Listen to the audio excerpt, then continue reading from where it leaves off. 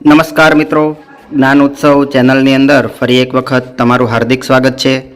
આજના વિડીયોની અંદર આપણે પ્રથમ સત્રાંત પરીક્ષા તારીખ 14/10/2022 વિષય અંગ્રેજી ધોરણ 5 એના પ્રશ્નપત્રનું સંપૂર્ણ સોલ્યુશન છે એ જોવાના છીએ। વિડીયો ચાલુ કરતાં પહેલાં હંમેશની જેમ મિત્રો એક રિક્વેસ્ટ આજે પણ કરીશ કે જો હજુ સુધી તમે ચેનલ સબસ્ક્રાઈબ ન કરી હોય તો ચેનલ જરૂર સબસ્ક્રાઈબ કરી લેજો, કારણ કે દરેક વિષયના સોલ્યુશનના વિડીયો છે એ મિત્રો આપણી ચેનલ ઉપર રેગ્યુલર મૂકવામાં આવે છે। ચાલો મિત્રો આજનો વિડીયો છે એ ચાલુ કરી લઈએ। પ્રશ્ન નંબર 1 છે, આપેલ પરિચ્છેદનું વાંચન કરી નીચે આપેલા પ્રશ્નોના જવાબ લખો।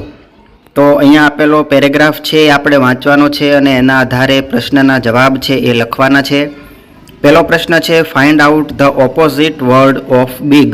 બિગનો વિરુદ્ધાર્થી શબ્દ આપણે લખવાનો છે, તો એમાં આવશે સ્મોલ। બીજું છે, are there T stalls in the fair. મેળામાં ચાની દુકાન હતી, તો કે હા। પ્રશ્ન 3 છે, ખાલી જગ્યા આર એટ ધ ફેર, તો એમાં આવશે Rani and Rahim are at the ફેર।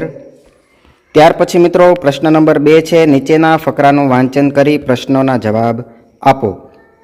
તો મિત્રો અહીંયા પણ આપણને એક ફકરો આપેલો છે અને એના આધારે આપણે પ્રશ્નના જવાબ છે એ આપવાના છે। પહેલો પ્રશ્ન, ખાલી જગ્યા વેર નેબર્સ, તો એમાં આવશે a hare and a tortoise. Hare એટલે સસલું અને કાચબો। બીજું છે, they lived in a hut, true or false, તો એમાં આવશે ફોલ્સ। ત્રીજું છે, find out similar word for a rabbit, તો એમાં આવશે હેર। ચોથું, there are shouted at the tortoise, true or false, તો એમાં આવશે ફોલ્સ। પ્રશ્ન નંબર 3 છે, યોગ્ય વિકલ્પ પસંદ કરી આપેલ સંવાદ છે પૂર્ણ કરો। તો જોઈએ, હેલો આઈ એમ લીલી, તો પહેલી ખાલી જગ્યામાં આવશે hello I am Billy. Come and sit here, thank you, there is Gullu, hello Gullu, who is your teacher, mister Gauri. તો આ પ્રમાણે સંવાદ છે એ થશે। પ્રશ્ન નંબર 4 છે, ચિત્ર જોઈ પ્રશ્ન વાંચો અને કૌંસમાંથી યોગ્ય ઉત્તર પસંદ કરીને લખો। પહેલું જોઈએ, વોટ ઇઝ ઇટ, તો અહીંયા આપણને 2 ઓપ્શન આપેલા છે, તો એમાં આવશે ઇટ્સ અ ગ્લાસ, બીજામાં આવશે 15 ફ્લાવર્સ, ત્રીજામાં આવશે it is on the woman's head, ચોથામાં આવશે હી ઇઝ માય ફાધર, પાંચમામાં આવશે 2 વુમેન, છઠ્ઠામાં આવશે ઇટ ઇઝ અ બલૂન। ત્યાર પછી પ્રશ્ન નંબર 5 છે, કૌંસમાં આપેલા શબ્દોનો ઉપયોગ કરી નીચે આપેલા શબ્દો પૂરા કરો। તો કૌંસમાં આપણને શબ્દો આપેલા છે એનો આપણે ઉપયોગ કરવાનો છે। પહેલામાં આવશે આઈસ, તો ક્રીમ, બીજું છે ટી સ્ટોલ અને ત્રીજામાં આવશે મેરી ગો રાઉન્ડ એટલે કે ગલગોટો।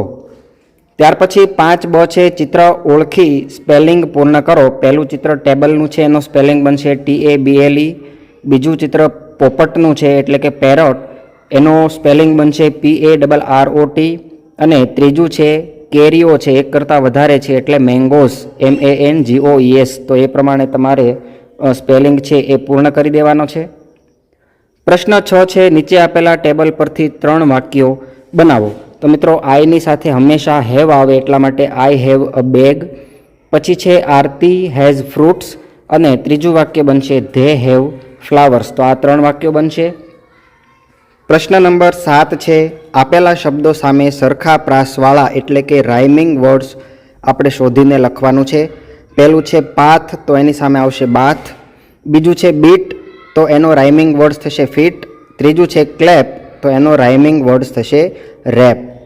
ત્યાર પછી પ્રશ્ન નંબર 8 છે, નીચે આપેલ ચિત્ર જોઈ સમજી ઉદાહરણ પ્રમાણે ધેર ઇઝ અને ધેર આરનો ઉપયોગ કરી 4-5 વાક્યો છે એ મિત્રો આપણે બનાવવાના છે।